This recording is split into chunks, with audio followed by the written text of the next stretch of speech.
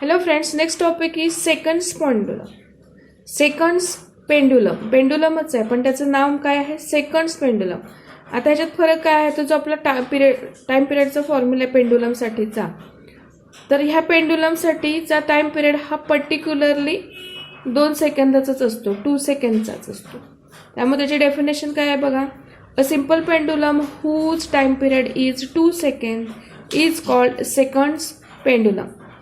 आता टाइम पिरियडमध्ये टीची व्हॅल्यू आपण इथे 2t सबस्टिट्यूट केल्यानंतर त्याच्याशी रिलेटेड जी पेंडुलमची लेंथ येणार आहे ती LS आहे. LS सेकंड्स पेंडुलमची लेंथ. मग इथे 2 सबस्टिट्यूट केलाय, कॅन्सल होणार आहे, सॉल्व केलंय आणि त्याच्यावरून सेकंड्स पेंडुलमचं जे लेंथ आहे त्याचा हा फॉर्म्युला आहे LS is equal to small g upon pi square. आता स्मॉल जी म्हणजे काय, ॲक्सलरेशन ड्यू टू ग्रॅव्हिटी आहे as we know, and it changes according to the position. म्हणजे इक्वेटरवरती स्मॉल जीची व्हॅल्यू वेगळी आहे, पोल्सवरती स्मॉल जीची व्हॅल्यू वेगळी आहे.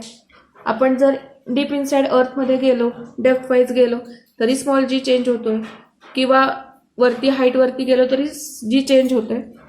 त्यानुसार मग जी सेकंड्स पेंडुलम आहे त्या पेंडुलमची लेंथ पण चेंज होते. So using this relation we can find length of a seconds pendulum at any place. If we know the acceleration due to gravity means small g, at that place we can determine the length of the seconds pendulum. Experimentally if LS is known, जर आपल्याला LS माहिती असेल एखाद्या ठिकाणचा तर त्याच्यावरून on that basis we can determine acceleration due to gravity at that place.